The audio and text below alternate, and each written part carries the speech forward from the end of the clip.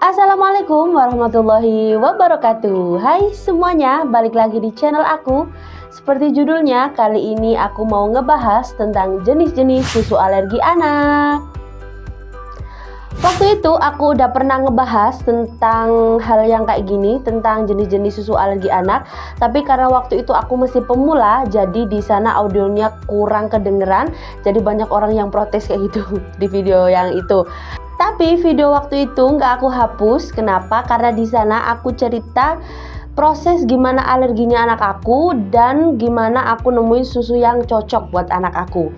Dan di video kali ini aku khusus membahas tentang jenis-jenis susu alergi anak secara lengkap dan sangat mudah dimengerti. Jadi jangan skip video ini, tapi sebelum itu kalian jangan lupa like, subscribe, dan follow Instagram aku. Nanti linknya aku bakal taruh di description box. And ya langsung aja kita ke videonya.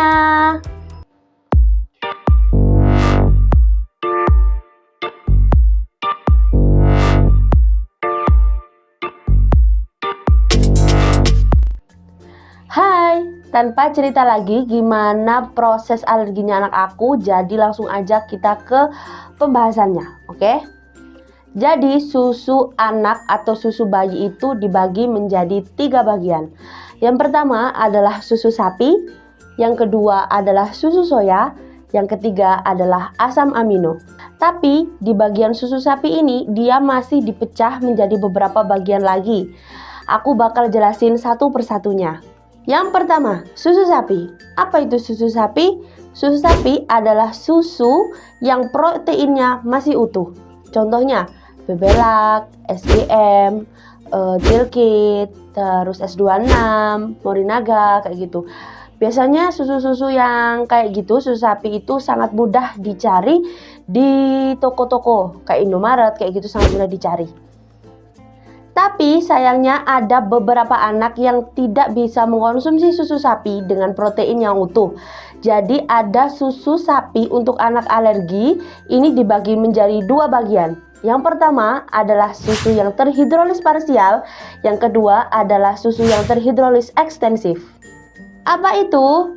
Terhidrolis parsial adalah susu sapi yang proteinnya sudah dipecah sebagian, jadi dia sudah nggak utuh lagi.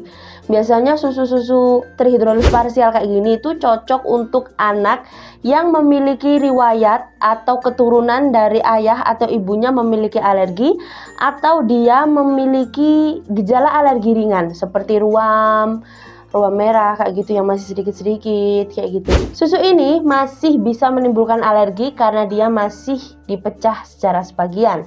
Contohnya dari susu terhidrolis parsial ini adalah Non PH Pro, SGM PH Pro, Enfamil Gentle Care, terus juga ada Morinaga PHP kayak gitu.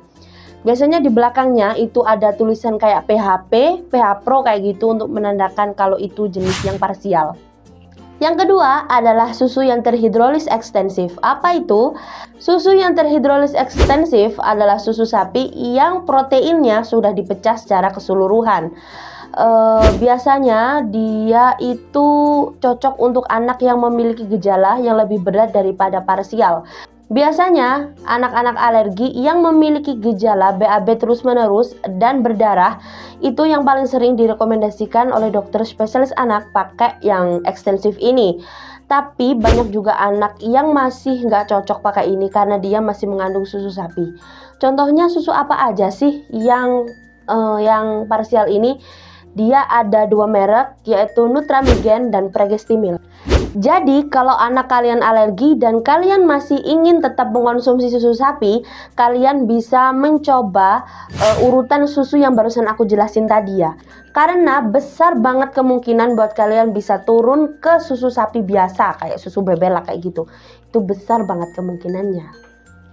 Yang kedua adalah susu soya. Susu soya adalah susu yang berbahan dasar kedelai.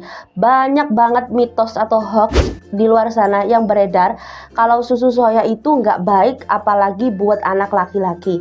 Tapi ternyata itu semua itu hoax, belum ada penelitian atau jurnal yang beneran atau yang resmi gitu dikeluarin untuk membuktikan mitos ini. Jadi susu soya ini aman banget. Misalkan susu soya ini berbahaya untuk anak laki-laki, pasti kan dia kan sudah ditarik kayak gitu ya peredarannya atau izinnya atau apa. Buktinya enggak kan, berarti susu soya ini aman untuk dikonsumsi. Tapi sayangnya 20% anak yang alergi susu sapi, dia juga alergi terhadap susu soya. Tapi kalau kalian mau cari susu alergi yang bisa dibilang agak terjangkau kayak gitu dibanding susu sapi yang kayak parsial atau ekstensif, kalian boleh coba susu soya ini.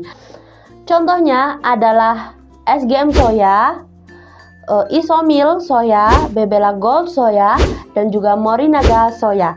Aku juga udah pernah buat reviewnya. Aku bakal taruh linknya di sini atau nanti di sini. Aku bakal taruh.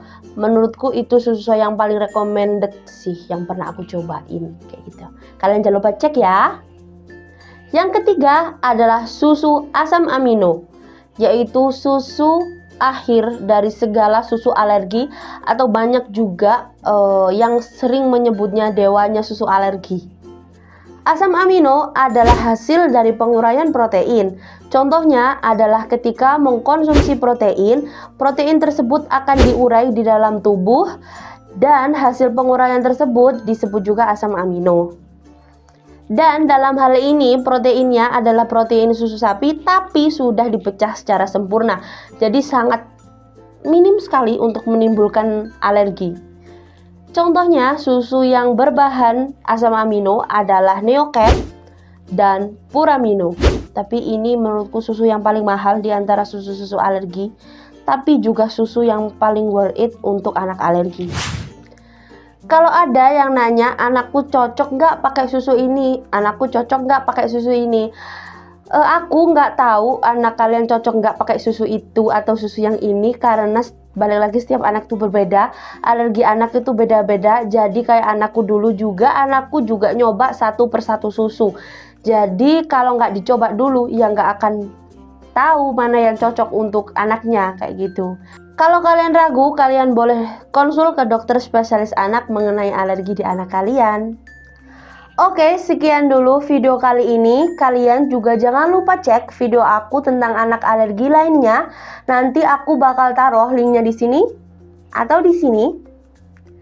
Dan juga kalau kalian punya pertanyaan tentang anak alergi atau tentang apapun itu, kalian boleh DM ke Instagram aku. Nanti linknya aku bakal taruh di description box. And ya, semoga bermanfaat and see you on my next video. Bye!